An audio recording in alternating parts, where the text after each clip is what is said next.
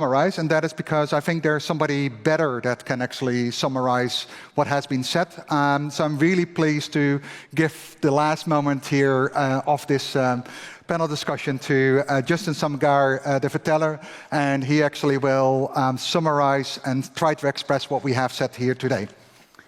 Thank you. Justin, it's all yours. Thank you.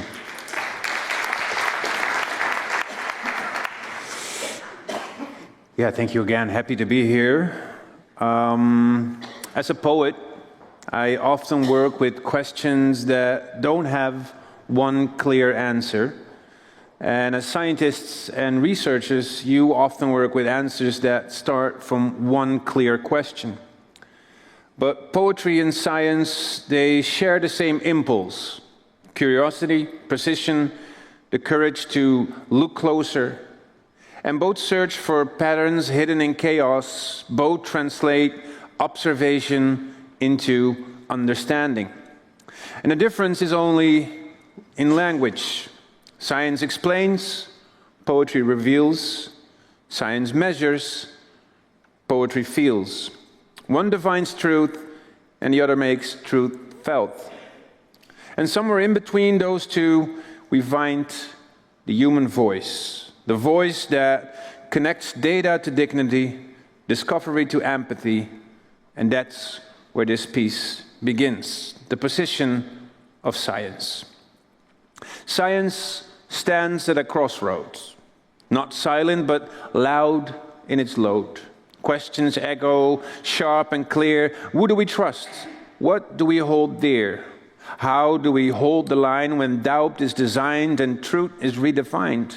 Sold as a product, wrapped in profit, marketed as fog in our breath, as poison in rivers, as stains of forever in children's flesh. Regulation was born to protect. A pound had to weigh a pound. A word had to weigh the truth. But now the scales tilt, the balance is bent. Some corporations hire science to serve as their ends. They can create whispers. Doubt is our product. And in that smoke, millions choke. From tobacco to talc, from diesel to dust, from chemicals that never rust, to climate denial masked as trust. The playbook repeats, the lies persist. But listen, science is not their weapon, it is our lantern. Not an axe for the powerful, but a light for the people. A light that must not only react, but anticipate.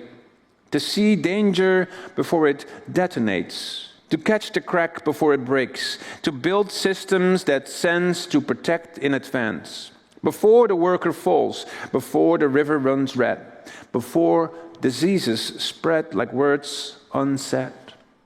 Prevention is not enough. We need foresight. From the worker who communicates to the employer who listens. From the researcher who investigates to the society that acts as a coalition, protecting the future in a joint vision. Justice demands recognition. For the sick kept unseen, for the pain silenced clean, for the bodies broken by labor denied belief, their struggle is not invisible. Their story must be audible, their truth undeniable. Science is the thread, fragile yet strong, between harm and hope, right and wrong, between data and dignity, between the weight of history and the promise of tomorrow's song. Science belongs to all of us, not as a servant to industry, not as an ornament of politics, but as a compass in the storm. Integrity, non-negotiable. Openness, unshakable. Inclusivity, unbreakable. Trust, irreplaceable. And yet we know inside the house of science, the pressure grows. Metrics rise, egos climb, results polish till they shine too bright. But truth is not a number. Truth breeds in humility. Truth survives transparency. Truth thrives when it serves humanity. And so today, we honor those who carried the flame through the smoke. Lex Burdorf, who showed how work and health move in both directions, who asked how policy can protect the vulnerable, how evidence can become action. Dick Heederik, who stood at the front lines of occupational health and policy, who turned exposure into acknowledgement, recognition of disease by a toxicant. Hans Kromhout, who mapped invisible hazards of workplaces and environments, gave us tools to measure the immeasurable, an undeniable outspoken voice, urgent and just, reliable. We thank you for vision, for vigilance, for voice, for bridges between science and society, between exposure and protection. You proved integrity is not theory. Integrity is action. Integrity is legacy. And to the new generation, the crossroads are yours. The storm is loud, but the path is clear. Carry the lantern, guard the flame, be rigorous, be relevant, honor the name. Do not confuse silence with neutrality. Do not let doubt be bought and sold. Defend science as a public good, as a common trust, as a promise to every worker, every community, every child not yet born. Science is not for sale. Science is a covenant. Science is a voice. And that voice must remain human. Thank you.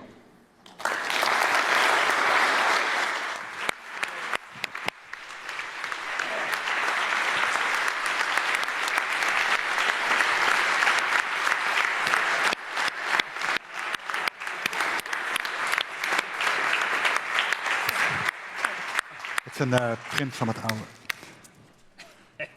En de tekst.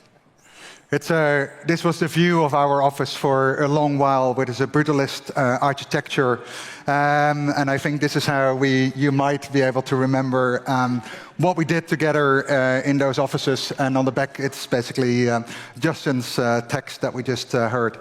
And with that, I want to thank Hans, Dick, and Lex. I also want to thank all the people in the panel, and I want to thank you for sticking around a little bit longer than you may have wanted or what is in the program. But thank you for that, and for me it was an honor to be able to do this, and I hope we have a fantastic evening tonight, and I hope to see you all there. As you said, it has been explained by an epidemiologist how to go, so I think it's very clear by Yuri, consult somebody else. And with that, I'll see you tonight.